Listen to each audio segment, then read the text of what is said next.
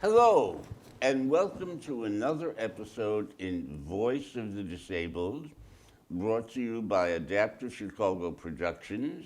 I'm Joel Margolis, your host and interviewer, and broadcasting from the CAN TV studios on Wood Street in Chicago.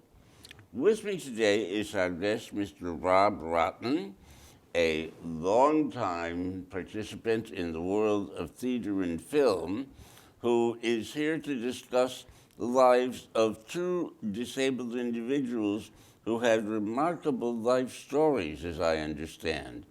Rob, what are the names of these two individuals?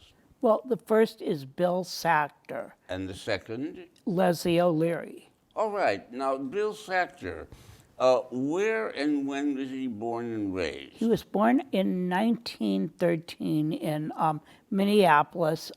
His family were immigrants. His parents, his dad died during the Spanish flu. His mother, I think, had two other kids and Bill, and he just started acting very strange. And so the state basically told her, put him away. He was sent to the the Faribault School for Idiots and Imbeciles. This was in Minnesota? Minneapolis. And this was based on his acting supposedly strange? Strange, and I think he didn't do well in school as a child and everything. So, He was diagnosed as? I think basically cognitively disabled, but of course in those days it was retarded. Yeah. Mentally retarded was the phrase. Mm-hmm. Okay. And he was then sent to special schools for the remainder of his childhood and adolescence? Well, I think basically he was sent to this institution. So I think he may have had some schooling, but he had some remedial jobs that, so he was basically a prisoner there. And how many years was he in this institution? 51 years, yeah. Oh my God. Yeah, all so, right. And then there was a change? Well, there was a change. He went to work at a country club. I'm not sure the exact name. He met a young couple named Barry and Bev Morrow. They were working there, and Barry was a filmmaker, and they became really close. And then Barry got a job offer at the University of Iowa to maybe do some film work at the School of Social Work. He met a professor there named Tom Waltz, who very forward-thinking person. So Barry and Bev moved to Iowa City, and they brought Bill with them. Bill came with them to Iowa City. Mm-hmm. And then what happened there that was of significance? Well, Tom basically put Bill to work at a coffee shop. It was called Wild Bill's Coffee Shop. Where he was working as a sales clerk or something like that? I mean, he made coffee and served cookies, and he just became a kind of a doctor of clinical optimism. Okay. And that continued on for some time until something else happened. What happened was that Barry, an aspiring filmmaker, had made a little documentary about Bill, which he showed to the University of Iowa Foundation. And a gentleman there from CBS, who was one of the alum, was so impressed. This was, mind you, before a football game. They were going to leave for Kinnick Stadium. And this guy said, Mr. Morrow, I know someone at CBS who who would love this story. So Barry was connected to CBS, and the result was 2 TV movies, one called Bill and one called Bill on His Own.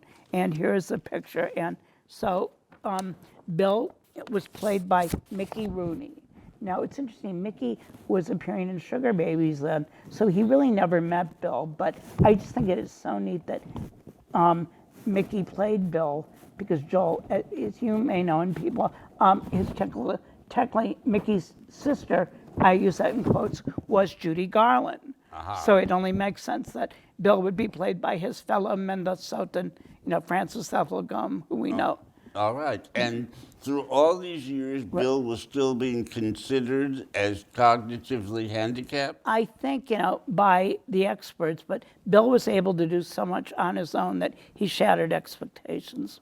Okay. Did he ever receive a revised diagnosis? I don't think so. Okay. Yeah. And what happened after the film was made about him? I mean, I think he became kind of a celebrity, and he loved to ride on the bus. And I had a friend who, may she rest in peace, Jan Williams, said, I would go in there and be so depressed, and I'd talk to Bill and felt better about myself. Bill played a harmonica. He was an incredible harmonica player. So. Okay. And did he continue working in the coffee He shop did, yeah. even after the film was made by Yeah, Mickey oh Rooney? yeah, and it was interesting. What happened was, he was earning a decent salary, but Rabbi Jeff Portman, his guardian, said, we had to make sure everything was okay with Social Security and everything. And was he living on his own, Well, or he in lived a with sheltered 3. residence? He kind of lived technically a group home with a woman named Mae Driscoll and a woman named Angela Perkle and a gentleman named Kenny. So it's a family on its own. Okay. And through all of this, the Rabbi of Hillel remained his legal guardian? I didn't get to go. Bill was bar mitzvahed when he was, I think, 64. Okay. And what about Bill's family of origin? Were they absent They from never all? saw him again. Yeah, I don't know. I think they may have tried to reconnect, but unfortunately they never did. So he actually found what was technically an alternative Family, yeah. And, and I just think, I know in the synagogue, he was just such a, people loved to talk to him and hear his harmonica. Interesting, Mickey was up for Best Actor for the Golden Globes, and he sent Barry Morrow and Bill to the Golden Globes, and, suddenly Bill took his harmonica out and played for I think 10 minutes, and there was just so much joy in the audience. Okay. And Bill continued living in Iowa City. He died 40 years ago, 1983.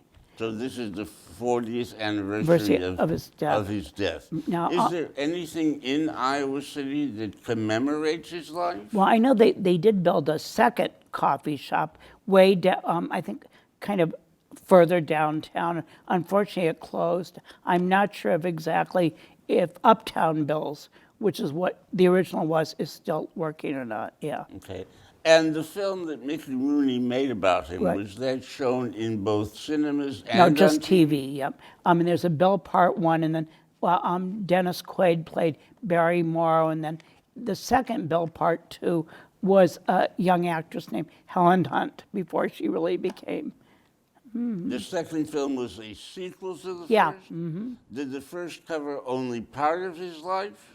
Basically, the first covered the part where Barry went out and his wife Bev went out to Hollywood. And the second kind of dealt with Bill on his own. Okay. Right. And were the films shown on television only? On television only. A few years later, a friend of mine named Lane Wyrick made a documentary about it, and it was shown here in Chicago. Okay. So I'd like to, And what became of the couple who befriended him? Barry and Bev Morrow, they live in L.A. Barry went on to write Rain Man. Are they both still alive today? I believe, yep. Okay. Yeah. And roughly how long did they serve in this guardian-like role for Bill? I think maybe about 20 years, yeah. Okay. And the rabbi who befriended him, did he stay on at Yeah, Iowa? he is Rabbi Jeff Portman, who I think was a rabbi in Iowa City for like 40 years. Okay. Yeah. And when Bill had his bar mitzvah, which came, Right. might we say, a little bit late Late in in life? life. Okay. Was that at the Hillel, at the Iowa I believe it University? was at the synagogue, yep. Okay. Yeah. And by that time, he was already, Living with his and his family. age at that time? Right. Was approximately. Age 64. He was 64 when he was bar mitzvahed. So. Okay, so we have a lesson that a bar mitzvah can come somewhat later than 13 Right. and still be a bar mitzvah. So it sounds as if Bill brought lessons to Yeah. a wide variety Yeah, of people. it's interesting because they wanted to rename Sackter Hall. Well, actually, it was called Wild Bill's Coffee Shop. They wanted to name the building after Bill. It was called North Hall. And what happened was that someone wrote a letter to the editor in the Daily Iowan that he thought that was offensive to name the building after someone who couldn't read. And it really created kind of an uproar. So Bill actually never learned to read? Yeah, I think just very meanly and everything, yeah. Okay, but this in no way limited his, No, it's, his ability influence, to yep. communicate with Right, people in other ways. Yep. So we have a powerful lesson in which someone who was diagnosed as cognitively limited and apparently never learned to read You're right. actually communicated with other people in a way that many people found meaningful. Meaningful, yeah, I mean, educated people were so impressed, All right, it sounds like there's a lesson there for I think, all yeah. of us Oh. in the way in which a disabled individual can bring Yeah. a gift to others. Do you want to know what makes Chicago great at 8? Team Chicago Challenge. For more than 37 years, Team Chicago Challenge gives you very cool information about all things motorcycles that you've been very hard-pressed to find anywhere else. So tune in to CAN TV Channel 19 this week and every week at 9 p.m. for Team Chicago Challenge for more amazing, unique, and homegrown Chicago programs. And the second individual you want to discuss was named Leslie. Leslie O'Leary. Leslie O'Leary. I was working at the American College Theater, no, I'm sorry, American College Testing Program, ACT. I was working there, this is the late 70s. And then I was discovered this woman named Leslie O'Leary. She had been, quote, temporarily able-bodied, as Mike Irvin would say. She had had an accident. She suffered severe head trauma. Do we know what kind of accident It was a car accident, yeah. She was in an automobile accident. So, About how old was she when I think this she was like happened? maybe 22 or 23. And up until that time, she had no disability? Right. And as a result of the accident, she was then disabled in what way? She had, I think, lost her cognitive ability. She had no memory. I think it was basically what her mother told her. And, she had a little girl who she always said, Bob, I always wish I could know what Melissa was like when she was a little. It's interesting then, Joel, ACT was honored for, quote, hiring the handicapped. And it was really interesting because Leslie and I were schlepped around to a few dinners, one to the state, the governor's banquet in Des Moines. But boy, the minute they didn't need us anymore, they both, let us go.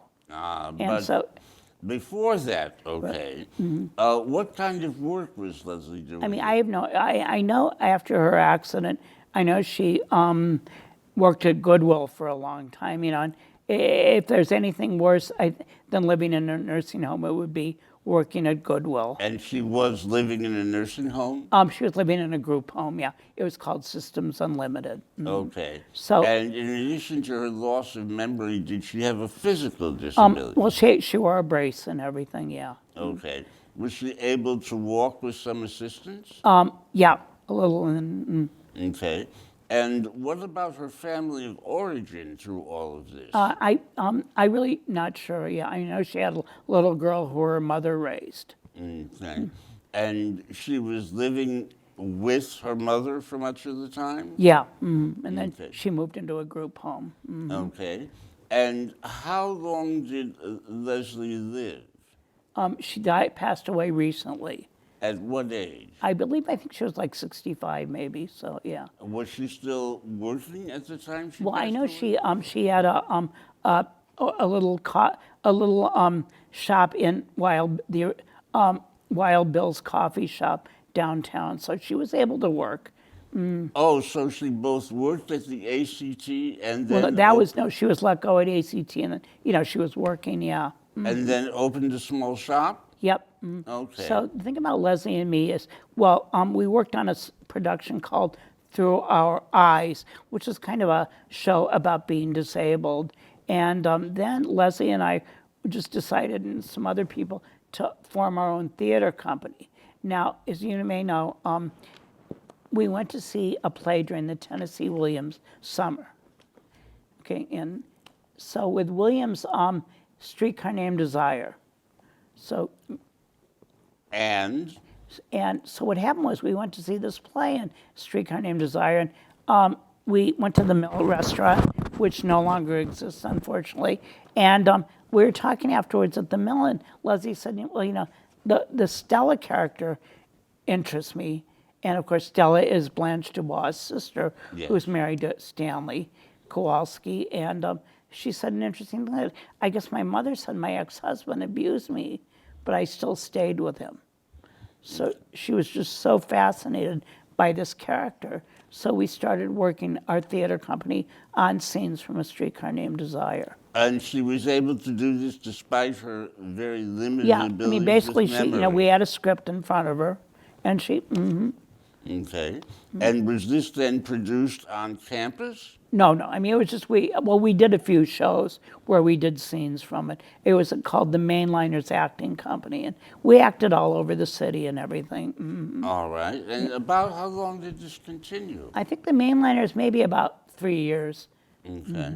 Yeah. And was Leslie continuing to live with her mother? No, at with a this- group, she lived in a group In the home. group home, I understand. Okay. Yeah. And did she at some point close her little shop? Or did I she- believe, yeah. What kind of business was it, Rob? I think it was called the Antique Shop. I really wasn't there. Unfortunately, I never was able to visit it, so. But she was able to run it for some Yeah, years on I her think so, own. with some help and everything, yeah. Okay. And did her mother survive her? Or I have she- no idea, yeah. Okay. Yeah. And through the theater effort, did Right. Leslie meet other people? She did. She met other people. We had a company, and we had some, quote, able-bodied students. What's really neat is I have a friend of mine, Todd Ristow, who is getting his MFA in playwriting, wrote a little one act called "Where Are All the Sharp Corners?" about a writer with leprosy, and it's really a bizarre comedy. And Leslie and a few other of the mainliners and I were like lepers responding to this creepy writer. And Leslie was so good in it. She had, I mean, I remember when during rehearsal she would ask the greatest questions. So despite her lack of memory, Right. okay, with some assistance in the form of a script nearby, Right. she actually became a performer on stage. Yeah, I mean, it was so neat. I know the director, Frank Bartella, said the opening night, Leslie, thanks for all the questions. And what is so neat is when we went upstairs to take our makeup off, Leslie said, wow, I really am an actress. Okay, and indeed she had become an actress. yeah. Absolutely. It sounds like there's a powerful lesson for all Yeah, of again, us I there. think, again, you think your life is over and then it's just beginning and everything. Okay. Has anything been done to commemorate Leslie's life, either on the campus? I'm or- not sure, yeah. Okay. It sounds like it's a life that's definitely worth commemorating. Right. Okay. And did Leslie leave behind any family when she passed away? I have no idea, yeah. No brothers or sisters? I think she has a daughter, who, yeah. But, Okay. I just think she was able to reach out to so many people. Okay. And what became of the mainliner theater? We broke up, it's just one of those things, the group theater couldn't stay together, so why would I, like so many theaters in this town, they just broke up. But I think it did live a legacy. And it left some imprint, from Imprint, which yeah. others can learn. Well, it sounds like it sounds like there was a valuable lesson there for many of us. Right, you know, it's okay? interesting because with the mainliners, there was a professor on campus. I don't want to mention her name, but you know, I told her I'm very interested in doing theater and by and for people with disabilities. And she said the most interesting thing, oh, I could never do that. I have too many disabilities myself. And this is a woman who is a graduate of Yale, so. Okay, it sounds like there's a powerful lesson there on which some of us might Right. indeed reflect. Okay? Right. And as a result of knowing Leslie, how would you say she impacted your own life? I think just, you know, she refused to let, you know, people tell her that she couldn't do anything, and I refused to let people tell me I can't do anything. And since leaving Iowa, you've gone on to do other Yep. work in theater? Yep, and, you know, TV and advocacy, and, you know, I always say, I will hold up, this is the original paperback publication of A Streetcar Named Desire, and, you know, you think of the ending when Blanche is taken away and says, whoever you are, I've always depended upon the kindness of strangers, but as they're all playing poker again, the last line is the game is 7-card stud. And I think that was great for any human being. The game is indeed 7-card stud. And, you know, I feel it, in fact, this is also the yard of Tennessee Williams' 40 years of his, quote, death. But, you know, I don't think a year goes by in the city when there isn't something done by Mr. Williams. Okay. Well, I think there is clearly a very powerful legacy left there. And it sounds like knowing Leslie Right. brought something into your life. Yeah. I think it. Well, I thank you for coming Thank to you. talk with us about these Thank two you, Joel, yeah. remarkable individuals. And I thank all of you in our viewing audience for joining us today in this episode of Voice of the Disabled, produced by Adaptive Chicago Productions, broadcast by the CAN TV studios on Wood Street in Chicago. I'm Joel Margolis, your host, and I'm hoping you'll join us for other episodes of Voice of the Disabled. Goodbye for now, but hopefully we will be seeing you again. Thanks very much. Thank you. Bye-bye.